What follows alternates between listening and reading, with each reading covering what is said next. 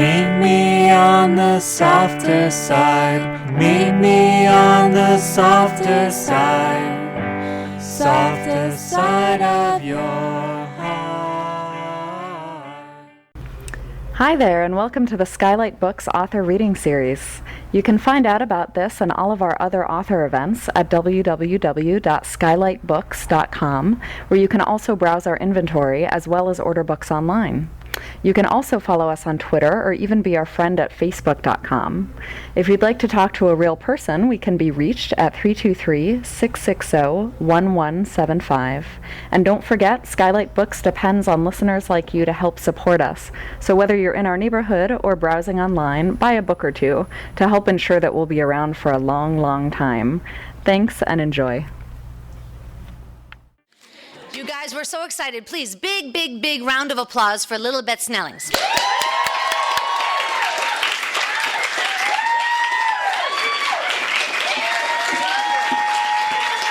Oh, man. Hello. This is so exciting. I have a rock in my hand, so no hecklers.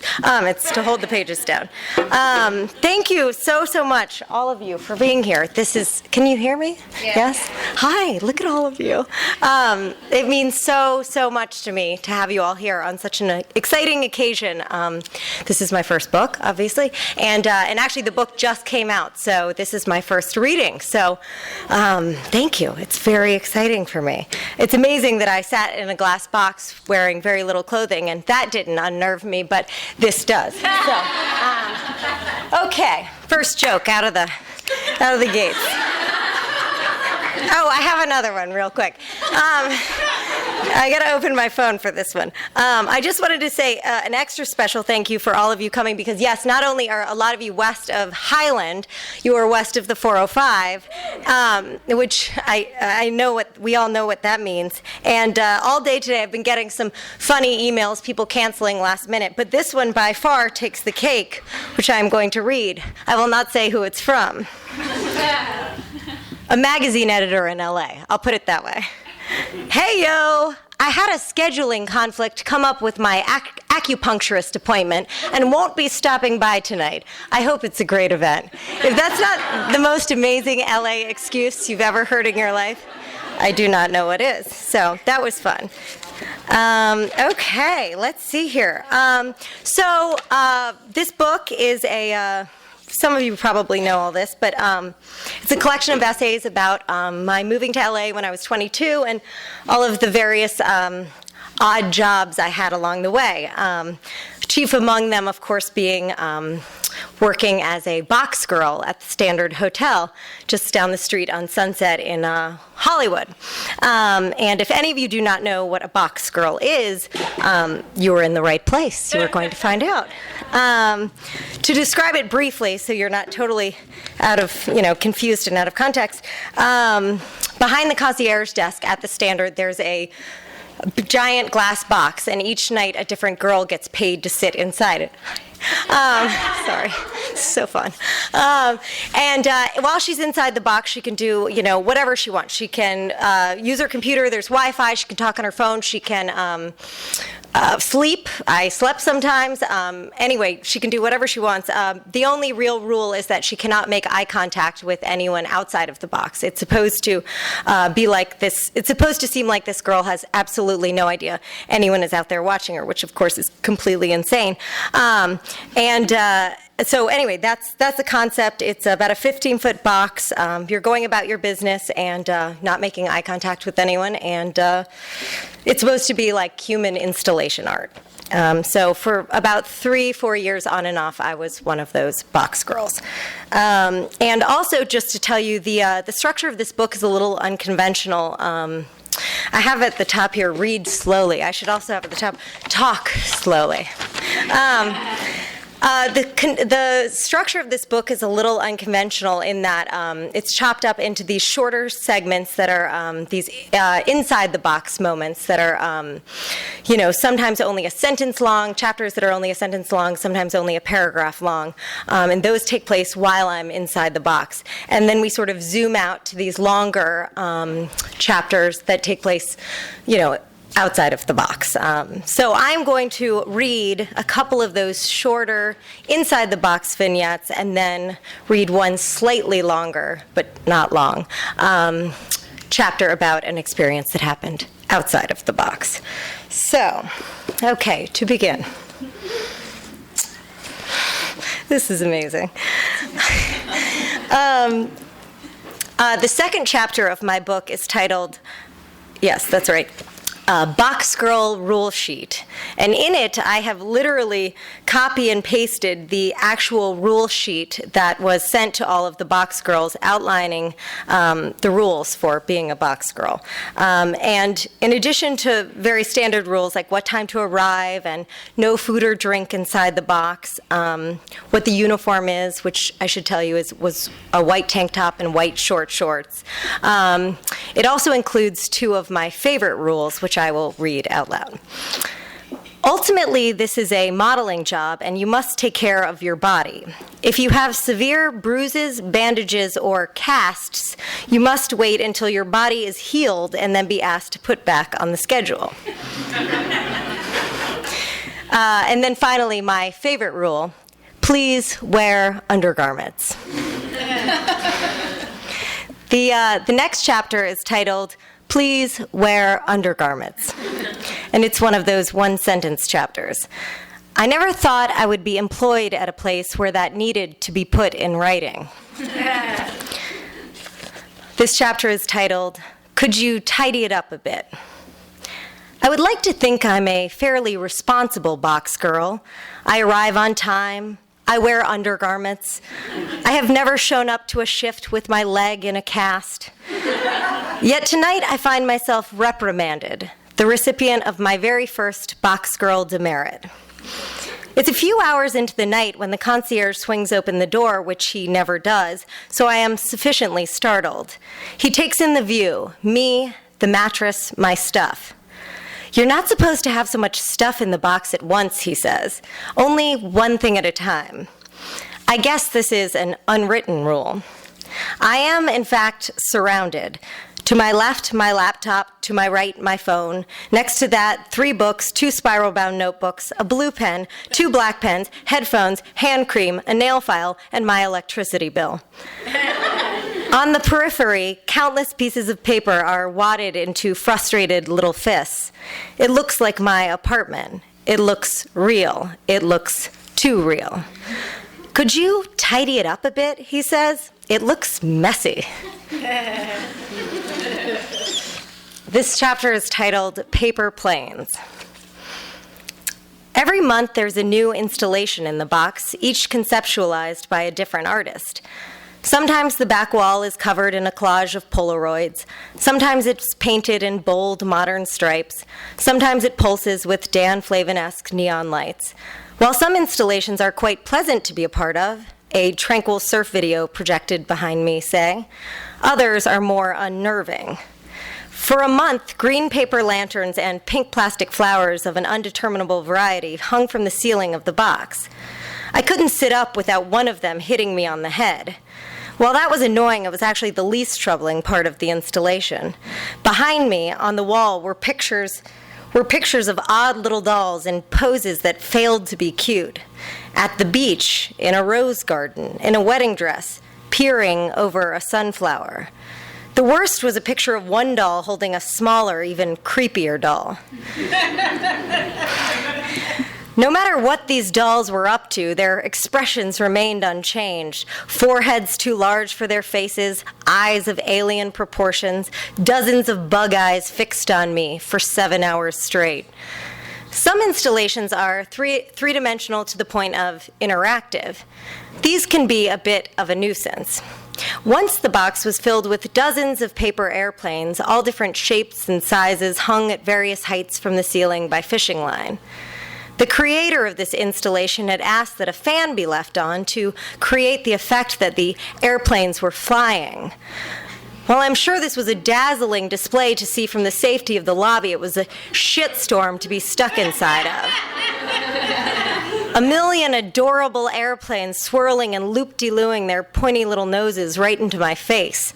After pulling one too many out of my hair, which was whipped into a beehive at this point, I decided my safest option was to hunker down as close to the mattress as possible in the no-fly zone. Let's see if I'm going in order here. Oh, yes, okay.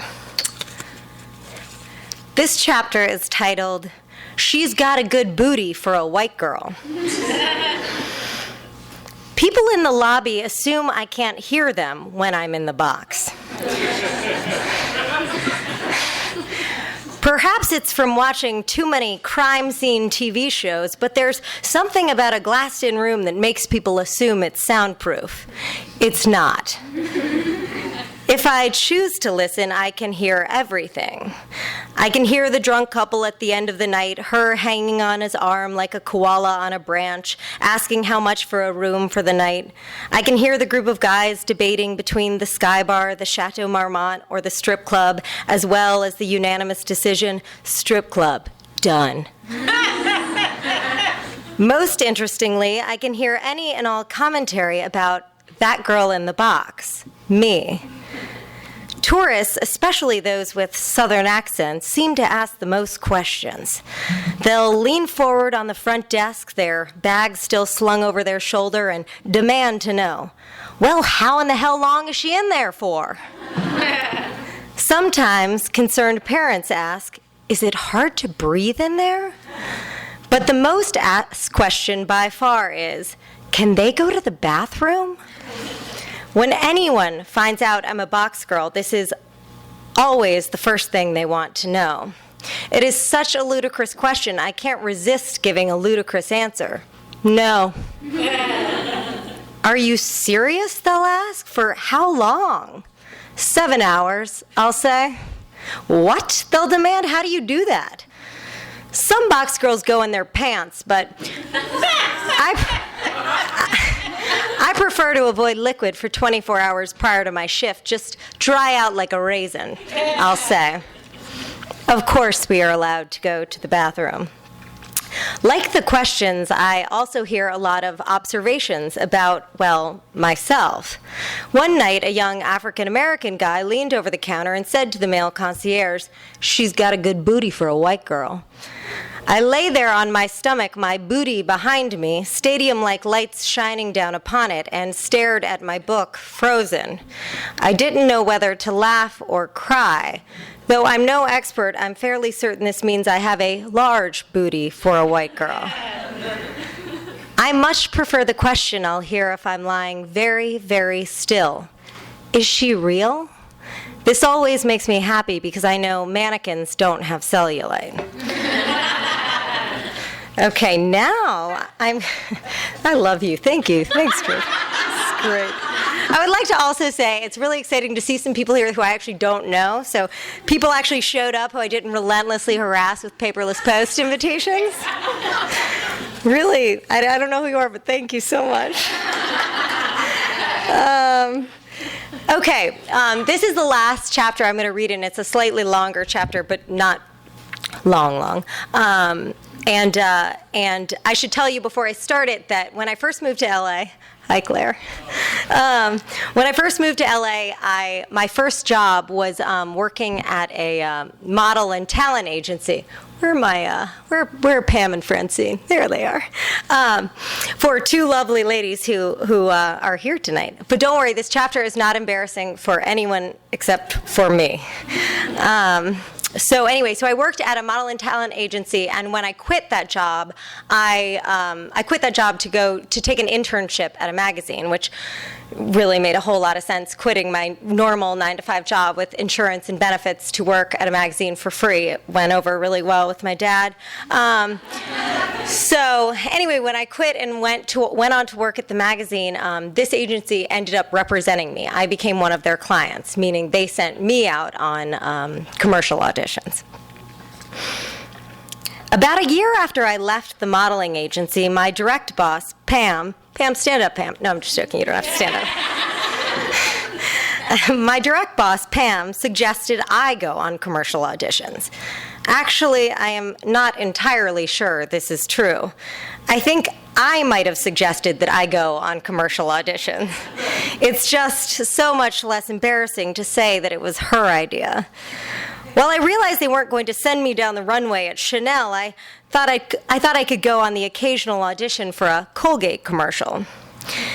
At the time, I was interning at one magazine, freelancing for others, and cocktailing at a restaurant. I thought booking the occasional commercial would be a great way to bring in some extra money. Little did I know that booking the occasional commercial is about as easy as buying the winning Powerball ticket at your local 7-Eleven. The only commercials I ever actually booked were for running or fitness-related ads, and that's because with all this newfound freelancer time on my hands, I was running many miles most days. That and the fact that the other actresses interpreted "come to the audition in running attire" to mean show up smelling like cigarettes in yoga pants and flip-flops. The art director for an ASICS campaign said he knew he was going to book me as soon as I got out of my car. "You had on running shoes," he said, "and your hair was in a ponytail." The bar was set pretty low. My success in the commercial realm has been modest at best, mortifying at worst. While I have made a fool out of myself in front of very good-looking strangers at more than one audition, one such experience will forever hold the title of most embarrassing audition ever. A friend of mine was producing an Old Navy commercial, so she asked me to come straight to the callbacks, meaning I jumped over 100 girls and got to audition with only a handful of finalists.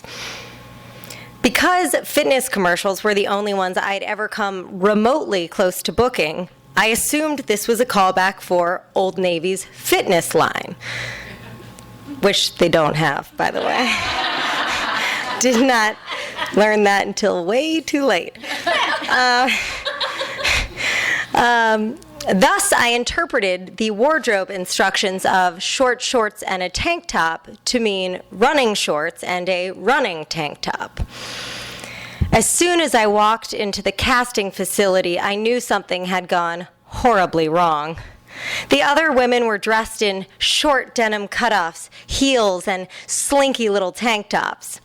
They were all models, real models, with long legs and thick flowing hair which had been curled into perfect ripples that spilled over their shoulders. They turned to look when I arrived. I stood at the entrance, my hair strung into a stringy ponytail, my chest flattened into a sports bra, wearing shorts with built-in underwear. Standing there, I wondered if they'd notice if I just started walking backward out the door. Immediately, my producer friend spotted me, and I was stuck. "No, you look great," she said when I questioned my attire. "I live 5 minutes away." I said, "I can go change." She insisted that I look perfect in what I had on. She was trying to be sweet. I really wish she hadn't been. As I filled out my information in the waiting room, I plotted my attack. When I go into the audition room, I'll make some joke about my outfit, I'll make them laugh, it'll all be fine. Moments later, a casting assistant came out and said the creative team was ready for us. Us? We had to all go in together? I should have just sprinted out the door. I was wearing running shoes. My friend grabbed my arm and said, "Let's go, hot stuff." At this point, I was fairly certain she was just messing with me. Let's see here. I kind of need my hands for this part. Hence my rock. 12 of us marched in, them statuesque in their stilettos, me squatty in my tennis shoes, and took our positions side by side along a line of masking tape stuck to the floor. These women were standing in the most stunning positions, arrangements I would have never even thought of. Chin up, shoulders back, chest forward, one sinewy arm resting gingerly on right hip, pelvis thrust forward, left foot pointed ever so slightly to the southwest. I can't even do it. I looked to my right, I looked to my left. They were all doing it in lockstep, as if preparing to bring their knees to their chests in a Rockette-style can-can. I shifted my weight in my extra stability running shoes and put my hands on my hips. This isn't working. Put my hands on my hips. Wait, that's too many hands, I thought. I look like a cheerleading coach. Only one hand. I dropped one arm and raised my shoulders to my ears. Don't wear your shoulders like earrings, I could hear my mother say. Shit. I tipped my nose towards the ceiling and looked out of the corner of my eyes to make sure I was doing it right. I wasn't. I looked like an asshole. We were told to slate our names for the camera, which basically I had always thought from working at the agency just meant saying your name. Apparently not. These girls had moves I'd never seen before. Say name with enthusiasm. Rotate right, rotate left, complete a full turn, flip hair, look back towards camera, do sexy pouty face, then flash a big smile and say name again, this time with a more resonating, sexy sound to it. I was screwed. There was no way I was going to remember all those steps. But if there was anything I did have in my arsenal that just screamed Old Navy, it was large, straight, white teeth. I've never had braces, and I've been told my teeth look like the ones that sit on the dentist's receptionist desk. I apply Crest White Strips religiously, if for no other reason than it is one of my many ritualistic procrastinations from writing. Thank you. Hi, Hannah. When it was my time to slate, I said my first and last name, which I sincerely have a hard time pronouncing, and did a quick twirl in my sneakers.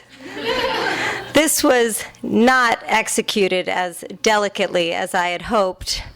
The tennis shoe twirl made that terrible running suicides on the basketball court screeching noise. In an attempt to recover, I flashed the most gigantic smile I could muster. This, no doubt, did not read Old Navy, but rather borderline personality disorder. You're coming to all of my readings. This is great. The camera operator explained the premise of the commercial. Mr. T, yes, as in the A-Team, was also starring in the commercial, and he would be manning a tea machine, a magical apparatus that transforms boxy t-shirts into form-fitting ones.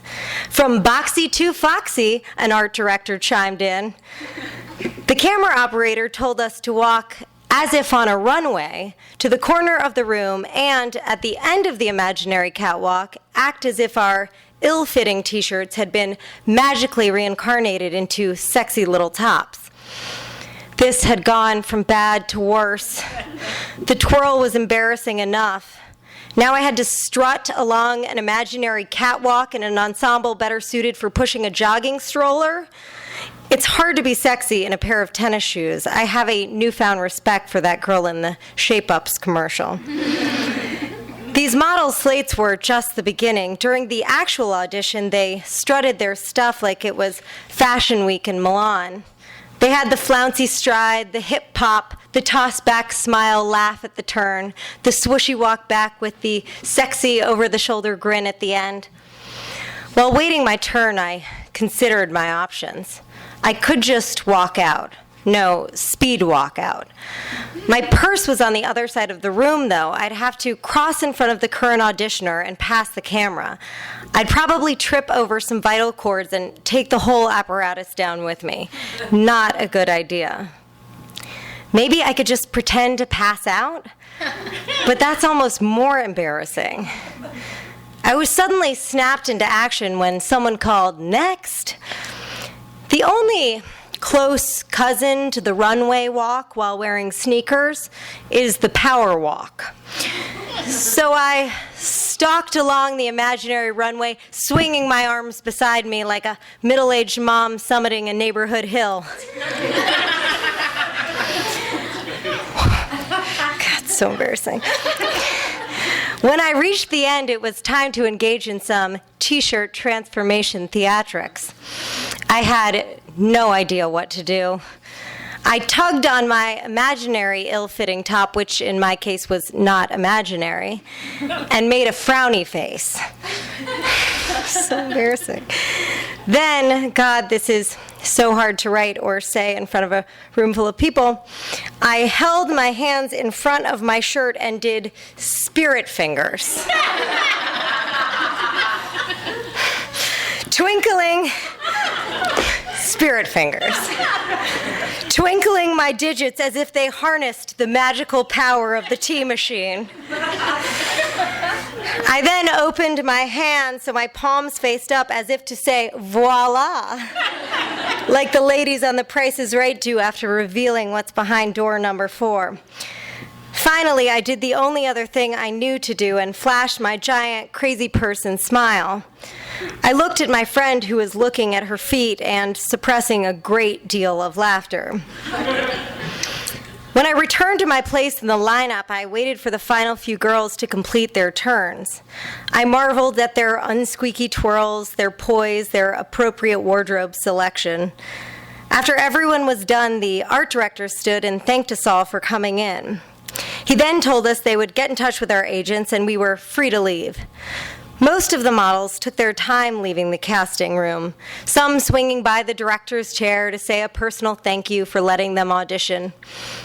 I power walked to retrieve my purse, taking care to avoid eye contact with anyone in the room. With my bag firmly wedged under my now sweaty armpit, I was finally able to enlist my ensemble for its proper use and sprinted to my car. That's it. Woo! Thank you. Thank you so much. Thank you. Thank you, Los Feliz. Thank you. Okay.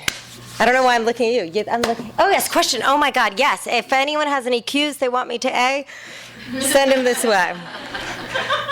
Or if not, we can just drink.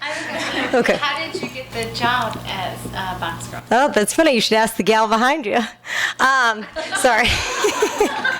A friend of mine who will remain anonymous, a friend of mine who I interned with at the magazine used to be a box girl, was a box girl, and she told me that they were looking for a new blonde. So that's how I got. But then I went in and interviewed, and the interview was basically just them. Making sure I'm not totally insane, and it was a very straightforward interview. Were they in there 24 hours a day? No, the box girls are in there from typically like 7 p.m. to 2 a.m. While I was there, it got cut down to I think like 8 p.m. to 1 a.m. during the recession, and then even box girls, not an inelastic good. But yeah, and then it was so it was typically the normal time is about 7 p.m. to 2 a.m. Anyone? Did you get the Old Navy job? I did not get the Old Navy job. No, and I have not talked to that friend since. No, I mean, that was for dramatic effect. I have. I actually just sent her an email yesterday saying, I wrote this chapter, I'm going to read it tomorrow night, and you're in it. So, yeah. Yes? Person I don't know in the front row. I read Jill. in your LA Weekly article that you wrote the box chapters in present tense and then the other chapters in past tense. Mm-hmm. What is the reason for doing that? I thought that was cool. What's the reason for doing that? The reason for doing that was I thought that I wanted the scenes in the box to seem very immediate, like you were kind of right there in the box, so I chose to put those in present tense. And then everything else that I was kind of reflecting on to be in past tense. I also chose to keep the box pieces shorter because I just thought it was more true to how I was actually writing in there, which was just in fits and starts and scribbling notes on a legal pad or on my computer or on my phone. I tried to keep those short. So again, they kind of seemed like I wrote them while in the box. I did write quite a few of them in the box, not all of them. Don't tell Oprah. Anyone? Okay. Oh, yes. Quick one. How long is a shift in the box? From like 7 hours, basically. Yeah. Yeah.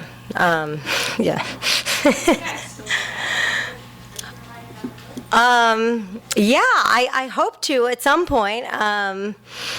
I like to joke that the title of my next book is going to be the book I had to wait till my grandparents died to write. And that's going to be the slightly less G-rated version. Just kidding. My in-laws are here.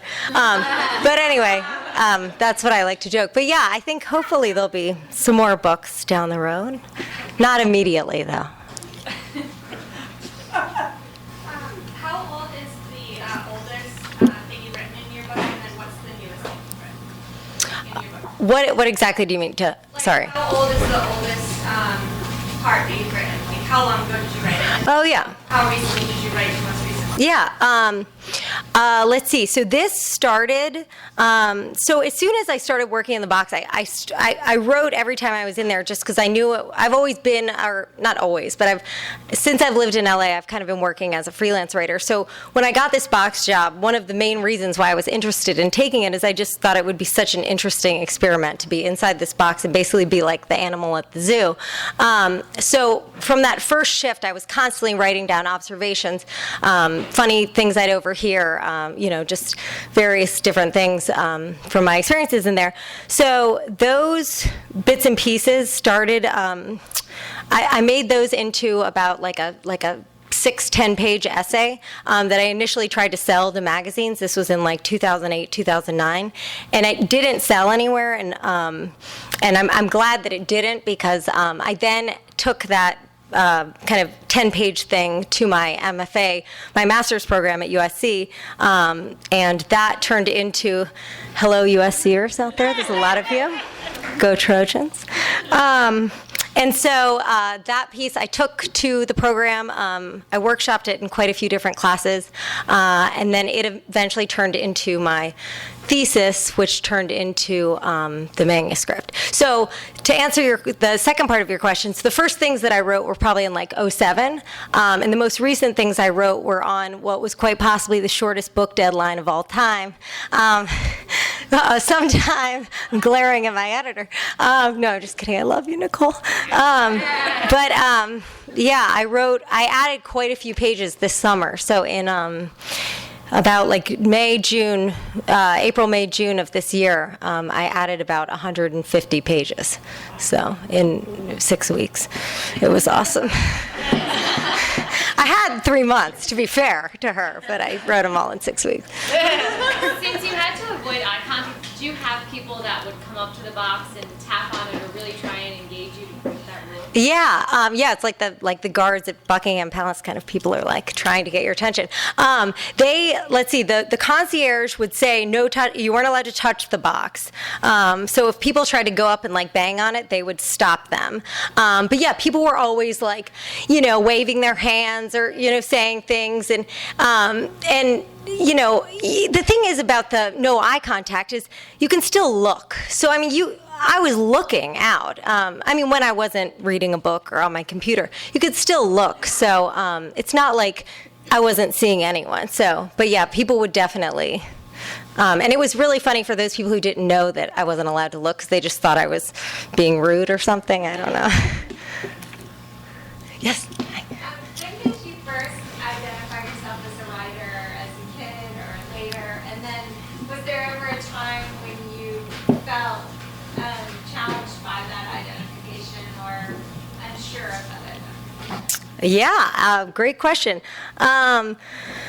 Let's see. I have always, as long as I can really, I can actually trace it back to a particular instance, and it was in first grade, and I wrote an essay about Helen Keller, and I won an essay contest for my whole elementary school. So I was like going up against fifth graders. So I thought that was pretty cool, and I got this blue ribbon, and I got ice cream, and I got my picture taken with the principal, and it's amazing what positive reinforcement in a kid can do, because from that point on I really thought of myself as someone who was good at writing, and whether that is true or not, that kind of experience propelled me on to write. I loved to write. I always kept a diary. In high school I was like very involved in my school newspaper, and in college I was a journalism major, which is like not even a major anymore. It's so sad.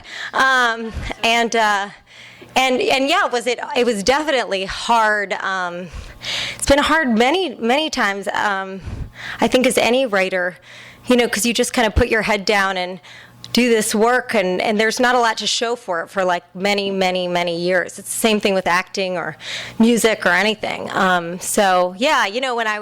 When your parents would ask, or people would ask, who do you write for? They've never heard of any of the magazines. No one's ever read anything. They think you're just wasting money in a master's. It's all very, it's pretty thankless until moments like this. So. All right. Okay. Thank you so much. I don't know why I'm clapping.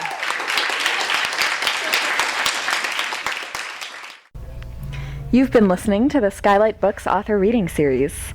Don't forget that you can check out this and all of our other great podcasts at www.skylightbooks.com. Today's music was provided by Fragile Gang. You can check them out at MySpace, Facebook, and the iTunes Music Store. Thanks for stopping by, and we hope to see you soon.